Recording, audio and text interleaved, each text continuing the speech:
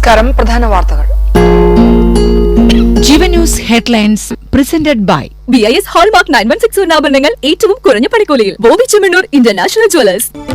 വയനാട് ദുരന്തം കേരളത്തെ പഴിച്ച കേന്ദ്രം വിശദമായ നിവേദനം നൽകിയത് നവംബർ 13 അമിത്ഷാ. ഉചിതമായ സഹായം നൽകുമെന്നും കേന്ദ്ര ആഭ്യന്തരമന്ത്രി. ബലാത്സംഗ കേസ് നടൻ സിദ്ദീഖിന് ഉപാധികളോടെ ജാമ്യം. കേരളം വിടാൻ പാടില്ല. 1 ലക്ഷം രൂപ ജാമ്യ സംഖ്യ കെട്ടിവെക്കണമെന്നും സുപ്രീംകോടതി. ദിലീപിനെതിരെ അന്വേഷണം. ശബരിമല VIP പരിഗണന ദേവസ്വം വിജിലൻസ് SP അന്വേഷിക്കും. ദൃശ്യങ്ങൾ തേടി ഹൈക്കോടതി. രാജ്യസഭയിൽ കോൺഗ്രസ് ബെഞ്ചിൽ നോട്ടുകെട്ട് കണ്ടെത്തിയെന്ന് ചെയർമാൻ. അന്വേഷണം പ്രഖ്യാപിച്ചു. നിഷേധിച്ച കോൺഗ്രസ് അധ്യക്ഷൻ മല്ലികാർജ്ജുൻ ഖാർഗെ. ഗാസയിലെ അൽ-മവാസി ക്യാമ്പിൽ ഇസ്രയേൽ വ്യോമാക്രമണം. 21 പേർ കൊല്ലപ്പെട്ടു. വടക്കൻ ഗാസയിൽ നിന്ന് ജനങ്ങൾ ഒഴിയാൻ നിർദ്ദേശം. Jeevan news headlines presented by BIS hallmark 916 ആഭരണങ്ങൾ ഏറ്റവും കുറഞ്ഞ പണിക്കൂലിയിൽ ബോബി ചെമ്മണ്ണൂർ ഇന്റർനാഷണൽ ജ്വല്ലേഴ്സ്. വയനാട് ദുരന്ത സഹായം വൈകുന്നതിൽ കേരളത്തെ പഴിച്ച കേന്ദ്ര സർക്കാർ. പ്രിയങ്ക ഗാന്ധി നേരിട്ട് കണ്ട് സമർപ്പിച്ച നിവേദനത്തിന് കേന്ദ്രമന്ത്രി അമിത്ഷാ മറുപടി നൽകി. വയനാട് ദുരന്തവുമായി ബന്ധപ്പെട്ട് സംസ്ഥാനം വിശദമായ നിവേദനം നൽകിയത് നവംബർ 13 അമിത്ഷാ പറഞ്ഞു. വയനാട് ദുരന്തത്തിൽ റിപ്പോർട്ട് നൽകുന്നതിൽ കേരളം വലിയ താമസം വരുത്തി. പ്രധാനമന്ത്രി ആവശ്യപ്പെട്ടിട്ടും 3.5 മാസം വൈകിച്ചു. ദുരന്ത സമയത്ത് കേരളത്തിന് എല്ലാ സഹായവും നൽകി. കേരളത്തിന് ഉചിതമായ സഹായം നൽകുമെന്നും അമിത്ഷായുടെ കുറിപ്പിൽ പറയുന്നു. അതേസമയം ദുരന്തത്തെ ഏത് വിഭാഗത്തിൽ പെടുത്തുമെന്നത് സംബന്ധിച്ച് അമിത്ഷായുടെ മറുപടിയിൽ പരാമർശമില്ലെന്നാണ് സൂചന. ന്യൂസ് ഡെസ്ക് ജീവൻ. നടൻ ദിലീപിന്റെ ശബരിമല ദർശനവുമായി ബന്ധപ്പെട്ട് വിശദമായ റിപ്പോർട്ട് ഹാജരാക്കാൻ ഹൈക്കോടതി നിർദ്ദേശം നൽകി. CCTV ദൃശ്യങ്ങൾ അടക്കം സമർപ്പിക്കാനാണ് നിർദ്ദേശം. സന്ദർശനത്തിൽ തിരുവിതാംകൂർ ദേവസ്വം ബോർഡ് അന്വേഷണം തുടങ്ങി. ദിലീപിന് VIP പരിഗണന കിട്ടിയോ എന്ന് ദേവസ്വം വിജിലൻസ് SP അന്വേഷിക്കുന്നുണ്ട്. 2-3 മണിക്കൂർ ക്യൂ നിന്ന് ദർശനം നടത്താൻ കഴിയാതെ ഭക്തർ മടങ്ങിപ്പോകുന്നത് കണ്ടില്ലെന്ന് നടിക്കാനാവില്ലെന്ന് ഹൈക്കോടതി വിമർശിച്ചിരുന്നു. നടന് VIP പരിഗണന കൊടുത്ത് മറ്റു ഭക്തർക്ക് ദർശനം തടസ്സപ്പെടുത്തിയ ഉദ്യോഗസ്ഥർക്കെതിരെ നടപടി വേണം. ദിലീപിനെതിരെ കോടതി അലക്ഷ്യ നടപടി സ്വീകരിക്കണം. മുൻ ഉത്തരവുകൾക്ക് വിരുദ്ധമായിട്ടാണ് VIP ദർശനം നടത്തിയത് എന്ന് പറഞ്ഞ ഹൈക്കോടതി ദേവസ്വം ബോർഡ് അടക്കം ബന്ധപ്പെട്ട കക്ഷികളുടെ മറുപടി സത്യവാങ്മൂലം കിട്ടിയ ശേഷം എന്തു വേണമെന്ന് ആലോചിക്കാമെന്ന് പറഞ്ഞു. പോലീസ് അകമ്പടിയോടെ എങ്ങനെയാണ് ദിലീപ് സന്നിധാനത്ത് വന്നതെന്ന കോടതിയുടെ ചോദ്യത്തിന് ജീവനക്കാരോട് വിശദീകരണം തേടിയിട്ടുണ്ടെന്നായിരുന്നു ദേവസ്വം ബോർഡിന്റെ മറുപടി. ഇത് സ്പെഷ്യൽ സെക്യൂരിറ്റി സോൺ അല്ലേയെന്ന് കോടതി തിരിച്ചു ചോദിച്ചു. ദിലീപും സംഘവും എത്ര നേരമാണ് നിരനിന്നത്? മറ്റുള്ളവരുടെ ദർശനമല്ലേ ഈ സമയത്ത് മുടങ്ങിയത്? കാത്തുനിന്ന ഭക്തരുടെ കൂട്ടത്തിൽ കുട്ടികളും ഉണ്ടായിരുന്നുവെന്നും കോടതി പറഞ്ഞു. ഹരിവരാസനം പാടുന്ന സമയം മുഴുവൻ അവിടെ നിൽക്കാൻ ദിലീപിന് എങ്ങനെ അനുമതി കിട്ടിയെന്ന് കോടതി ചോദിച്ചു. കുട്ടികളടക്കമുള്ളവർക്ക് ദർശനം നടത്താൻ കഴിയാതെ മടങ്ങിപ്പോകേണ്ടി വന്നില്ലേയെന്നും ദിലീപിന് സ്പെഷ്യൽ ട്രീറ്റ്മെന്റ് എങ്ങനെ കിട്ടിയെന്നും ജില്ലാ ജഡ്ജിമാർ അടക്കമുള്ളവരെ അവിടെ ഈ സമയം കണ്ടല്ലോ എന്നും കോടതി ചോദിച്ചു. CCTV ദൃശ്യങ്ങൾ ഉൾപ്പെടെ നാളെ തന്നെ കോടതിക്ക് കൈമാറുമെന്ന് ദേവസ്വം ബോർഡ് പ്രസിഡന്റ് പറഞ്ഞു. ക്രമക്കേട് നടന്നിട്ടുണ്ടെങ്കിൽ ശക്തമായ നടപടിയെടുക്കുമെന്നും ദേവസ്വം ബോർഡ് പ്രസിഡന്റ് പറഞ്ഞു. ന്യൂസ് ഡെസ്ക് ജീവൻ. ബലാത്സംഗ കേസിൽ നടൻ സിദ്ദീഖിന് ഉപാധികളുടെ ജാമ്യം. കേരളം വിടാൻ പാടില്ല. 1 ലക്ഷം രൂപ ജാമ്യ വ്യവസ്ഥയായി കെട്ടിവെക്കണം എന്നീ ഉപാധികളോടെയാണ് ജാമ്യം അനുവദിച്ചിരിക്കുന്നത്. പ്രതി അന്വേഷണത്തോട് സഹകരിക്കണമെന്നും ഉദ്യോഗസ്ഥർ ആവശ്യപ്പെടുമ്പോൾ ഹാജരാകണമെന്നും കോടതി നിർദ്ദേശിച്ചു. പ്രതി പരാതിക്കാരിയെയോ മറ്റ് കേസുമായി ബന്ധപ്പെട്ട ആരെയും കാണാൻ പാടില്ലെന്നും പരാതിക്കാരിയുമായി ഫോണിൽ ബന്ധപ്പെടരുതെന്നും കോടതി നിർദ്ദേശിച്ചു. ബലാത്സംഗ കേസിൽ സുപ്രീം കോടതി മുന്നോട്ട് വെച്ച വ്യവസ്ഥകൾ പൂർത്തീകരിക്കുന്നതിന് വേണ്ടി കൂടിയാണ് സിദ്ദീഖിനെ വിളിച്ചു വരുത്തിയത്. സിദ്ദീഖിന്റെ അറസ്റ്റ് രേഖപ്പെടുത്തി വിചാരണ കോടതിയിൽ ഹാജരാക്കി അവിടെ നിന്ന് ജാമ്യം നൽകണമെന്ന വ്യവസ്ഥയും പ്രാവർത്തികമാക്കി. അന്വേഷണ സംഘം ആവശ്യപ്പെട്ട ഫോണോ മറ്റു തെളിവുകളോ സിദ്ദീഖ് അന്വേഷണ സംഘത്തിന് കൈമാറിയിരുന്നില്ല. ആയതിനാൽ വ്യക്തത കുറവുള്ള ചില കാര്യങ്ങൾ പരിഹരിക്കുക എന്നതുകൂടിയായിരുന്നു നിലവിലെ നടപടി. കേസിൽ പോലീസിനും സർക്കാരിനുമെതിരെ വിമർശനങ്ങളുമായി സിദ്ദീഖ് മറുപടി സത്യവാങ്മൂലം സമർപ്പിച്ചിരുന്നു. യുവനടി പരാതിയിൽ ഉന്നയിക്കാത്ത കാര്യങ്ങൾ പോലീസ് പറയുകയാണെന്ന് സിദ്ദീഖ് സത്യവാങ്മൂലത്തിൽ ആരോപിക്കുന്നു. അന്വേഷണ ഉദ്യോഗസ്ഥൻ പുതിയ കഥകൾ ചമയ്ക്കുകയാണ്. ബലാത്സംഗ കേസിൽ യാഥാർത്ഥ്യങ്ങൾ വളച്ചൊടിക്കുകയാണ്.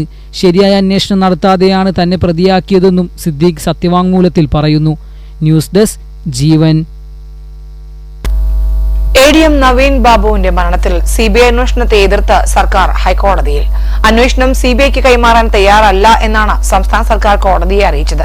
ഇത് സംബന്ധിച്ച് വിശദമായ സത്യവാങ്മൂലം നൽകും. നവീൻ ബാബുവിന്റെ മരണത്തിൽ CBI അന്വേഷണം ആവശ്യമുണ്ടോ, ശരിയായ ദിശയിലാണോ അന്വേഷണം പോകുന്നതെന്നാണ് പരിശോധിക്കുന്നതെന്ന് കോടതി പറഞ്ഞു. രാഷ്ട്രീയ സ്വാധീനം ഉള്ളതുകൊണ്ട് മാത്രം അന്വേഷണം മോശമാവണമെന്നില്ലെന്ന് കോടതി നിരീക്ഷിച്ചു. പ്രതിയുടെ രാഷ്ട്രീയ ബന്ധം അന്വേഷണത്തെ ബാധിക്കുമോ എന്ന് കോടതി ചോദിച്ചു. ബയാസ്ഡ് ആണ് അന്വേഷണമെന്ന് തെളിയിക്കാൻ എന്തെങ്കിലും തെളിവ് വേണ്ടേയെന്നും കോടതി ചോദിച്ചു. ഇക്കാര്യം വിശദമായി പരിശോധിക്കേണ്ടതുണ്ടെന്നും കോടതി പറഞ്ഞു. അന്വേഷണത്തിൽ അപാകതയുണ്ടെന്നതിന് തെളിവുണ്ടോ എന്ന് കോടതി ചോദിച്ചു. അന്വേഷണം ഏറ്റെടുക്കാൻ തയ്യാറാണോ എന്ന കോടതിയുടെ ചോദ്യത്തിന് കോടതി ആവശ്യപ്പെട്ടാൽ അന്വേഷണം ഏറ്റെടുക്കാൻ തയ്യാറാണെന്ന് CBI വാക്കാൽ മറുപടി നൽകി. അഡ്വക്കേറ്റ് KP സതീഷിനാണ് CBIക്കായി ഇക്കാര്യം അറിയിച്ചത്. സംസ്ഥാന സർക്കാർ നൽകുന്ന സത്യവാങ്മൂലം പരിശോധിച്ച CBI വിശദമായ മറുപടി 12-ന് നൽകും. CBI അന്വേഷണം ആവശ്യപ്പെട്ടുള്ള ഹർജി 12-ന് പരിഗണിക്കാനായി മാറ്റി. ന്യൂസ് ഡെസ്ക് ജീവൻ. സ്മാർട്ട് സിറ്റി പദ്ധതിയുടെ പ്രധാന പങ്കാളിയായ ടികോം കമ്പനിക്കെതിരെ കോൺഗ്രസ് നേതാവ് രമേശ് ചെന്നിത്തല. ജോലി നൽകാമെന്ന് പറഞ്ഞ് കേരളത്തിലെ ജനങ്ങളെ അവർ പറ്റിച്ചു. കരാർ ലംഘിച്ചിട്ടും കമ്പനിക്ക് സർക്കാർ നഷ്ടപരിഹാരം നൽകുന്നതിൽ ദുരൂഹതയുണ്ടെന്നും അഴിമതിയാണ് നടക്കുന്നതെന്നും ചെന്നിത്തല ആരോപിച്ചു.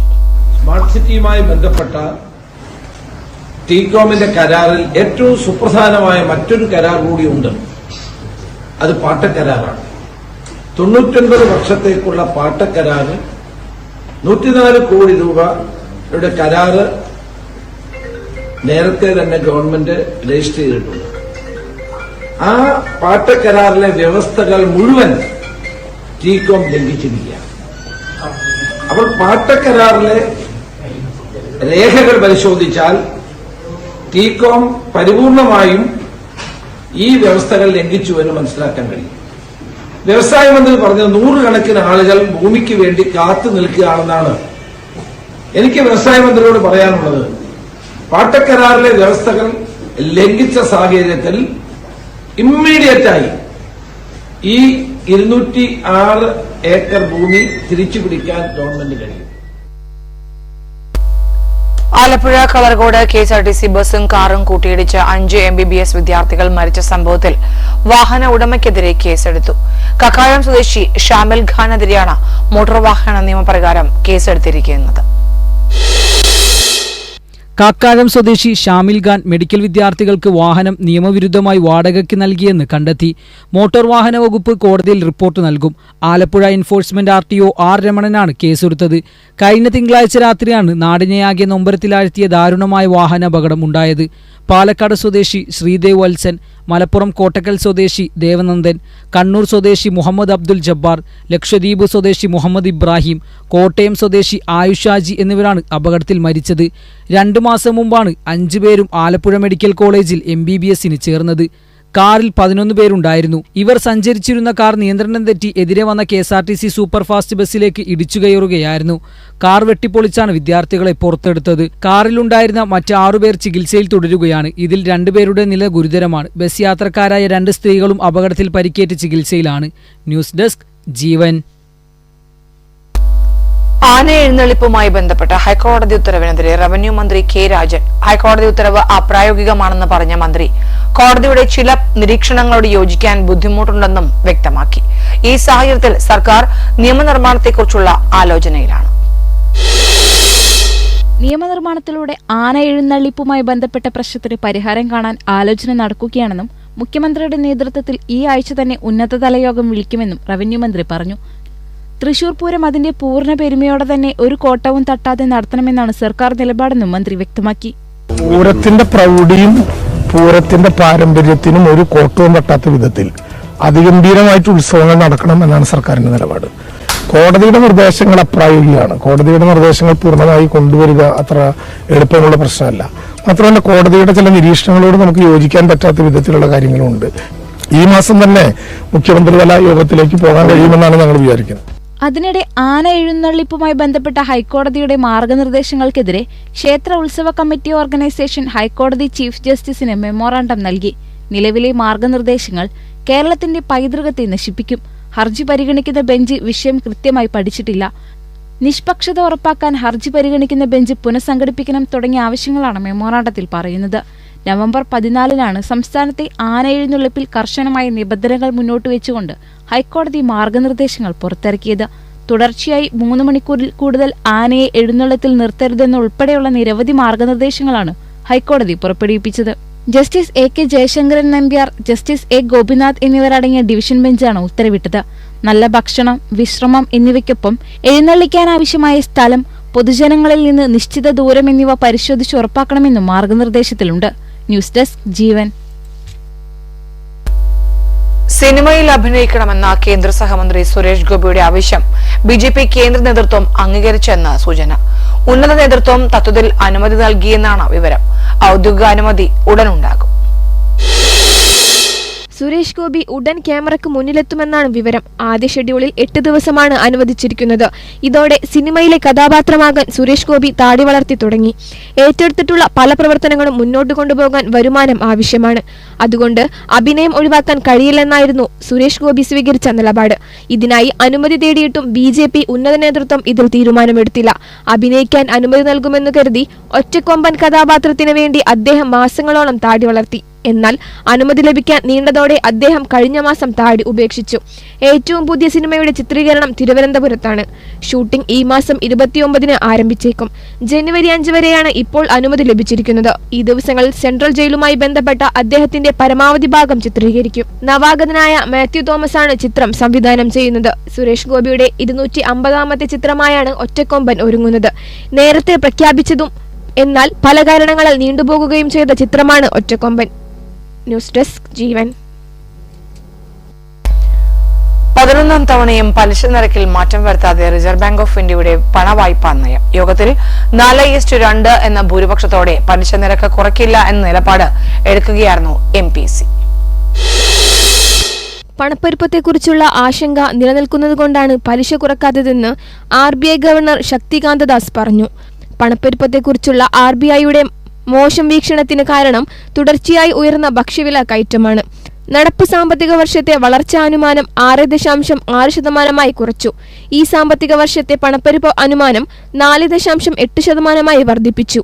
Monetary policy is important because it affects the life of people. It affects each and every segment of the economy, howsoever small or big. It affects the vegetable vendors. It affects the big corporates. It affects the middle class. I think it also affects the farmers, the industry, the business. So it has wide-ranging impact on the economy, and that is why I am sure that is the reason why most of you are listening to the governor's statement. Repo നിരക്ക് 6.50% തന്നെ തുടരും. Banking സംവിധാനത്തിലെ പണലഭ്യത ഉറപ്പാക്കുന്നതിനുള്ള standing deposit facility നിരക്ക് 6.25% നിലനിർത്തി. Margin standing facility നിരക്കും 6.75% തുടരും. തുടർച്ചയായി 11ാമത്തെ യോഗത്തിലാണ് RBI നിരക്ക് 6.50% തന്നെ നിലനിർത്തുന്നത്. വളർച്ചാ ലക്ഷ്യങ്ങളും പണപ്പെരുപ്പവും സന്തുലിതമായി നിർത്താനായിരുന്നു ശ്രമം. 2023 ഫെബ്രുവരിയിൽ നിശ്ചയിച്ച റിപ്പോ നിരക്കാണ് ഇപ്പോഴും തുടരുന്നത്. ന്യൂസ് ഡെസ്ക് ജീവൻ. ഗസയിലെ അൽമവാസി ക്യാമ്പിന് നേരെ ഇസ്രയേലിന്റെ വ്യോമാക്രമണം. കുട്ടികളും സ്ത്രീകളും ഉൾപ്പെടെ 21 പേർ കൊല്ലപ്പെട്ടു. തുടർച്ചയായി 2 തവണയാണ് ഇസ്രയേൽ സൈന്യം ക്യാമ്പിൽ ആക്രമണം നടത്തിയത്. 24 മണിക്കൂറിടെ അൽമവാസിയിലടക്കം ഗസയിൽ 48 പേർ കൊല്ലപ്പെട്ടു. വടക്കൻ ഗാസയിൽ നിന്ന് ഒഴിയാൻ ആളുകൾക്ക് ഇസ്രായേൽ സേനയുടെ നിർദ്ദേശം ലഭിച്ചിട്ടുണ്ട്. കമാൽ അദ്വാൻ ഹോസ്പിറ്റലിന് നേരെയും ആക്രമണമുണ്ടായി. ഇതിനിടെ ഇസ്രായേൽ ജയിലുകളിൽ കൊല്ലപ്പെട്ട 46 പലസ്തീൻകാരുടെ മൃതദേഹങ്ങൾ വിട്ടുനൽകില്ലെന്ന് പ്രിസണേഴ്സ് സൊസൈറ്റി ആരോപിച്ചു. കഴിഞ്ഞ ദിവസമായിരുന്നു വടക്കൻ ഗാസയിലെ ബെയ്ത്ലാഹിയയിൽ ഇസ്രായേൽ ഉപരോധവും ആക്രമണവും നടത്തിയത്. കമാൽ അദ്വാൻ ആശുപത്രിയിൽ ചികിത്സയിലുള്ള 100 കണക്കിന് രോഗികൾക്ക് മരുന്നും ഭക്ഷണവും ആവശ്യ സേവനങ്ങളും ഇസ്രായേൽ സേന നിഷേധിച്ചു. ഇത് 5ാം തവണയാണ് ആശുപത്രിക്ക് നേരെ ആക്രമണം നടത്തുന്നതെന്ന് ആശുപത്രി director doctor Husam Abu Safiya അറിയിച്ചു. ഇന്റർനാഷണൽ ഡെസ്ക് ജീവൻ. BJP വിട്ട് കോൺഗ്രസിൽ ചേർന്ന സന്ദീപ് വാര്യരുടെ പദവി സംബന്ധിച്ച് KPCC പുനഃസംഘടനയ്ക്ക് മുൻപ് തീരുമാനമുണ്ടാകും. KPCC ജനറൽ സെക്രട്ടറി സ്ഥാനത്തിൽ ധാരണയായി എന്നാണ് സൂചന. തീരുമാനം വൈകരുത് എന്ന് സജീവ പ്രവർത്തനത്തിൽ ഇറങ്ങണമെന്നും സന്ദീപ് നേതൃത്വത്തെ അറിയിച്ചു. സംസ്ഥാന നേതൃത്വത്തിന് സർട്ടിഫിക്കറ്റ് നൽകേണ്ടയാളല്ല താനെന്നും തെരഞ്ഞെടുപ്പ് ജയം നേതൃത്വത്തിനുള്ള അംഗീകാരമാണെന്നും സന്ദീപ് വാര്യർ പറഞ്ഞു. ഏകാധിപത്യ അന്തരീക്ഷത്തിൽ നിന്ന് ജനാധിപത്യത്തിലേക്ക് എത്തിയതിന്റെ ആശ്വാസത്തിലാണ് താനെന്നും സന്ദീപ് വാര്യർ പറഞ്ഞു. ദില്ലിയിലെത്തിയ Sandeep Warrier AICC general secretary KC Venugopal, കേരളത്തിന്റെ ചുമതലയുള്ള ജനറൽ സെക്രട്ടറി ദീപാദാസ് മുൻഷി എന്നിവരുമായി കൂടിക്കാഴ്ച നടത്തി.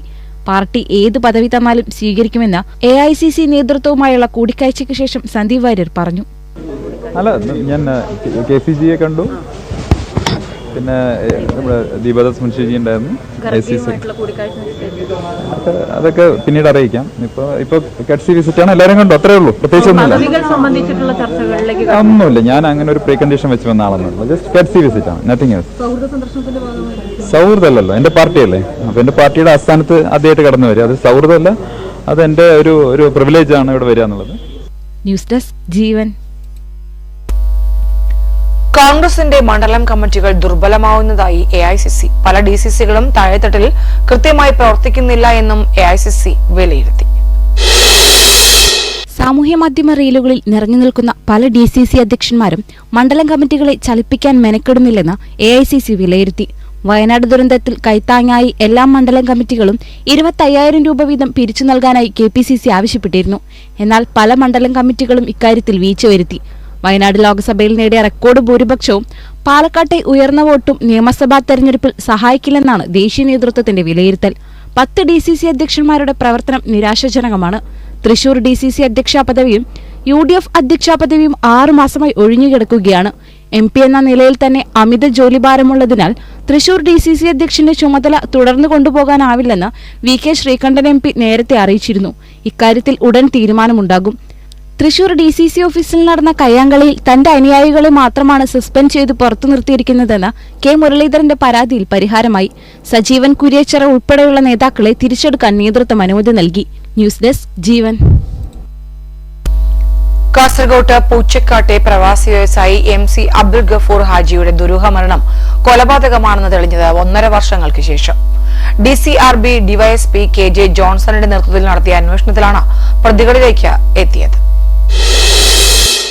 അബ്ദുൾ ഗഫൂർ ഹാജിയുടെ മരണത്തിൽ മന്ത്രവാദിനിയായ ജിന്നുമ്മ എന്ന് സ്വയം വിശേഷിപ്പിക്കുന്ന ഷെമീനയ്ക്കെതിരെ തുടക്കം മുതൽ ബന്ധുക്കളും ആക്ഷൻ കമ്മിറ്റിയും രംഗത്ത് വന്നിരുന്നു. എന്നാൽ ഇക്കാര്യം അന്വേഷിക്കാതെ കേസിന്റെ തുടക്കത്തിൽ പോലീസ് വീഴ്ച വരുത്തിയെന്ന് ആക്ഷൻ കമ്മിറ്റിയും ബന്ധുക്കളും ആരോപിച്ചു. ഗഫൂർ ഹാജിയുടെ മരണത്തിലും സ്വർണം കാണാതായ സംഭവത്തിലും ജിന്നുമ്മയെയും കൂട്ടാളികളെയും സംശയമുണ്ടെന്ന് കുടുംബവും കർമ്മസമിതിയും ആരോപണം ഉന്നയിച്ചിരുന്നെങ്കിലും തുടക്കത്തിൽ കേസ് അന്വേഷിച്ച ബേക്കൽ പോലീസ് അത് പരിഗണിച്ചില്ലെന്നാണ് ആരോപണം. DCRB DYSP KG ജോൺസന്റെ നേതൃത്വത്തിൽ നടത്തിയ അന്വേഷണത്തിലാണ് പ്രതികളിലേക്ക് എത്താനായത്. ജിന്നുമ്മയുടെ സഹായികളായി പ്രവർത്തിക്കുന്ന ചിലരുടെ ബാങ്ക് അക്കൗണ്ടുകളിൽ വലിയ തുക നിക്ഷേപം വന്നു. വാടക ക്വാർട്ടേഴ്സിൽ താമസിക്കുന്ന ഇവരുടെ സഹായികളിൽ ചിലർ ഒറ്റ ദിവസം കൊണ്ട് ലക്ഷങ്ങൾ അടച്ച് വാഹന വായ്പ തീർത്തതും മന്ത്രവാദിനിയുടെ സംഘത്തിലുള്ള ചിലരുടെ ഫോൺ ലൊക്കേഷൻ സംഭവ ദിവസം പൂച്ചക്കാട് പ്രദേശത്തുണ്ടായിരുന്നതുമാണ് അന്വേഷണ സംഘത്തെ പ്രതികളിലേക്ക് എത്തിച്ചത്. മരിച്ച ഗഫൂർ ഹാജിയും മന്ത്രവാദിനിയും തമ്മിൽ കൈമാറിയ വാട്സ്ആപ്പ് സന്ദേശങ്ങളും പോലീസിന് ലഭിച്ചിരുന്നു. ഗഫൂറിൽ നിന്നും മന്ത്രവാദിനിയായ യുവതി 10 ലക്ഷം രൂപയും സ്വർണ്ണാഭരണങ്ങളും നേരത്തെ കൈപ്പറ്റിയതിന്റെ രേഖകളും അന്വേഷണ സംഘം കണ്ടെത്തി. ഇതോടെ അന്വേഷണത്തിൽ വഴിത്തിരിവുണ്ടായി. ഈ സംഘം കാസർഗോഡ് ജില്ലയിലെ ഒട്ടേറെ പണക്കാരുടെ വീടുകളിൽ ഇത്തരത്തിൽ തട്ടിപ്പ് നടത്തിയിട്ടുണ്ടെന്നാണ് സൂചന. ന്യൂസ് ഡെസ്ക് ജീവൻ. രാജ്യസഭയിൽ നിന്ന് നോട്ടുകെട്ടുകൾ കണ്ടെടുത്തു എന്ന ചെയർമാൻ ജഗ്ദീപ് ധൻഖർ. കോൺഗ്രസ് MP മനു അഭിഷേക് സിംഗ്വിയുടെ ഇരിപ്പിടത്തിൽ നിന്നാണ് നോട്ടുകൾ കണ്ടെടുത്തതെന്നും അന്വേഷണം പ്രഖ്യാപിച്ചതായും ചെയർമാൻ പറഞ്ഞു. അന്വേഷണം പൂർത്തിയാവാതെ നിഗമനത്തിലെത്തരുത് എന്ന് കോൺഗ്രസ് അധ്യക്ഷൻ മല്ലികാർജ്ജുൻ ഖാർഗെ പ്രതികരിച്ചു. രാവിലെ സഭ ചേർന്നയുടൻ ഭരണപക്ഷത്തു നിന്നാണ് ബഹളം തുടങ്ങിയത്. സുരക്ഷാ ഉദ്യോഗസ്ഥർ കഴിഞ്ഞ ദിവസം MP-മാരുടെ ഇരിപ്പിടം പരിശോധിച്ചതിന്റെ കാരണം വ്യക്തമാക്കണമെന്നാവശ്യപ്പെട്ട് MP-മാർ ബഹളം വെച്ചു. പതിവ് പരിശോധനയെന്ന് പാർലമെന്ററി കാര്യമന്ത്രി കിരൺ റിജിജു പറഞ്ഞെങ്കിലും MP-യുടെ പേര് വ്യക്തമാക്കാതെ ഇരിപ്പിടത്തിൽ നിന്ന് നോട്ടുകെട്ടുകൾ കണ്ടെത്തിയെന്ന് വ്യക്തമാക്കി. കാർഡടച്ച് വെടിവെക്കരുതെന്ന് പ്രതിപക്ഷം ബഹളം വെച്ചതോടെ പണം എവിടെ നിന്നാണ് പിടിച്ചെടുത്തതെന്ന് അധ്യക്ഷൻ ജഗ്ദീപ് ധൻഖർ വിശദീകരിച്ചു. പിന്നാലെ അന്വേഷണവും പ്രഖ്യാപിച്ചു. 500-ന്റെ ഒരു നോട്ടുമായാണ് സഭയിൽ പോയതെന്നും ആരോപണം ഞെട്ടിച്ചുവെന്നും സിഗ്വി പ്രതികരിച്ചു. CCTV ദൃശ്യങ്ങളടക്കം പരിശോധിക്കണമെന്നും അന്വേഷണം പൂർത്തിയാകാതെ ആരെയും കുറ്റക്കാരനാക്കരുതെന്നും മല്ലികാർജ്ജുൻ ഖാർഗെ പറഞ്ഞു. പിന്നാലെ മാധ്യമങ്ങളെ കണ്ട മനു അഭിഷേക് സിംഗ്വി ആരോപണം നിഷേധിച്ചു. 500-ന്റെ ഒറ്റ നോട്ട് മാത്രമേ കയ്യിലുണ്ടായിരുന്നുവെന്ന് സിംഗ്വി കൂട്ടിച്ചേർത്തു. I find it bizarre that even on such issues, politics is raised. Of course, there must be an inquiry as to how people can come and put anything anywhere in any seat. Without investigating, how can you say a particular man or particular seat?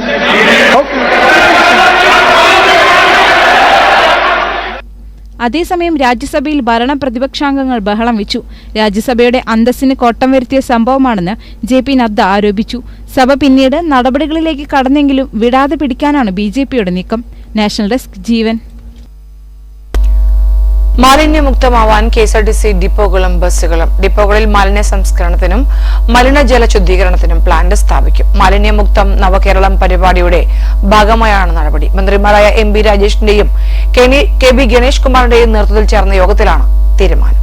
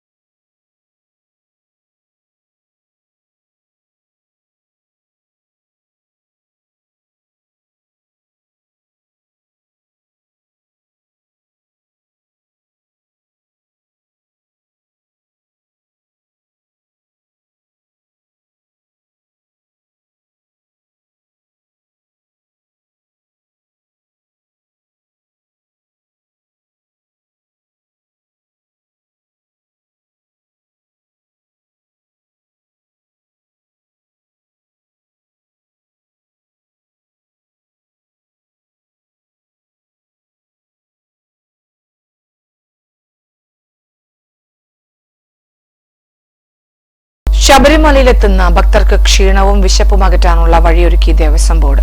Urakkuzhi മുതൽ നീലിമല വരെ 73 കേന്ദ്രങ്ങളിൽ ചുക്കുവെള്ളവും ബിസ്ക്കറ്റും ലഭ്യമാണ്. ശബരിമലയിലെത്തുന്ന ഭക്തർക്ക് ക്ഷീണമകറ്റാൻ ഉരക്കുഴി മുതൽ നീലിമല വരെ 73 കേന്ദ്രങ്ങളിൽ ചുക്കുവെള്ളവും ശബരിപീഠം മുതൽ സന്നിധാനം വരെ ബിസ്ക്കറ്റുമാണ് ദേവസ്വം ബോർഡ് വിതരണം ചെയ്യുന്നത്. മണ്ഡലകാലം പകുതി പിന്നിടുമ്പോൾ ഇതിനകം 85 ലക്ഷത്തോളം ബിസ്ക്കറ്റുകൾ വിതരണം ചെയ്തതായും ഈ തീർത്ഥാടന കാലത്ത് 2 കോടി ബിസ്ക്കറ്റുകൾ വിതരണം ചെയ്യുമെന്നും Devaswom board president PS Prasanth അറിയിച്ചു. ബിസ്ക്കറ്റ് വിതരണത്തിന് വേണ്ടുന്ന അധിക സംവിധാനം സ്വകാര്യ ഏജൻസികളുടെ സഹകരണത്തോടെ ഒരുക്കാനും ദേവസ്വം ബോർഡ് പദ്ധതിയിടുന്നുണ്ട്. ചുക്ക്, പതിമുഖം, രാമച്ചം എന്നിവ ചേർത്ത് തിളപ്പിച്ചാണ് പമ്പയിലും ശരംകുത്തിയിലും സന്നിധാനത്തും ചുക്കുവെള്ളം തയ്യാറാക്കുന്നതെന്നും വൃത്തിയും ഗുണനിലവാരവും ഉറപ്പുവരുത്തുന്നുണ്ടെന്നും കുടിവെള്ള വിതരണം സ്പെഷ്യൽ ഓഫീസർ GP പ്രവീൺ പറഞ്ഞു. പുതുതായി സ്ഥാപിച്ച പൈപ്പ് ലൈൻ വഴിയാണ് കുടിവെള്ളം വിതരണ കേന്ദ്രങ്ങളിൽ എത്തിക്കുന്നത്. വെള്ളം ശേഖരിക്കാനായി ശരംകുത്തി മുതൽ ക്യൂ കോംപ്ലക്സ് വരെ 44 കുടിവെള്ള ടാപ്പുകൾ സജ്ജമാക്കിയിട്ടുണ്ട്. നടപ്പന്തലിൽ മാത്രം 27 ടാപ്പുകളിലും വലിയ നടപ്പന്തലിൽ 5 ട്രോളികളിൽ ദിവസം മുഴുവനും കുടിവെള്ളം വിതരണം ചെയ്യുന്നുണ്ട്. 614 താൽക്കാലിക ജീവനക്കാരെയാണ് ഇതിനായി ദേവസ്വം ബോർഡ് നിയോഗിച്ചിട്ടുള്ളത്. ന്യൂസ് ഡെസ്ക് ജീവൻ. മതമൈത്രിയുടെ പ്രതീകമായ ശബരിമലയിലെ വാവരുനടയിൽ ദർശനം നടത്തി തീർത്ഥാടകർ. അയ്യപ്പനും വാവരുമായുള്ള ഊഷ്മള ബന്ധത്തിന്റെ പ്രതീകമായ വാവരുനടയിൽ വൻ ഭക്തജന തിരക്കാണ് അനുഭവപ്പെടുന്നത്. താഴെ തിരുമുറ്റത്തെത്തുന്ന മിക്ക തീർത്ഥാടകരും വാവരുനടയിലെത്തി പ്രസാദം വാങ്ങിയാണ് മടങ്ങുന്നത്. 40 വർഷമായി പരികർമ്മിയായിരുന്ന വായ്പൂരിലെ നൌഷറുദ്ദീൻ മുസ്ലിയാറാണ് വാവർനടയിലെ ഇത്തവണത്തെ മുഖ്യകർമ്മി. ഇതാദ്യമായാണ് വെട്ടിപ്ലാക്കൽ കുടുംബത്തിലെ 19ാം തലമുറക്കാരനായ നൌഷറുദ്ദീൻ മുഖ്യകർമ്മിയാകുന്നത്. കൽക്കണ്ടവും കുരുമുളകും ഏലക്കയുമാണ് ഇവിടത്തെ പ്രസാദം. അനുകരണീയമായ ലോക മാതൃകയാണിതെന്നും മാനവികതയെന്ന ലോകദർശനം ഇവിടെയെത്തുന്ന ഭക്തർ ഉൾക്കൊള്ളുന്നതിൽ സന്തോഷമുണ്ടെന്നും നൌഷറുദ്ദീൻ മുസ്ലിയാർ പറഞ്ഞു. ന്യൂസ് ഡെസ്ക് ജീവൻ.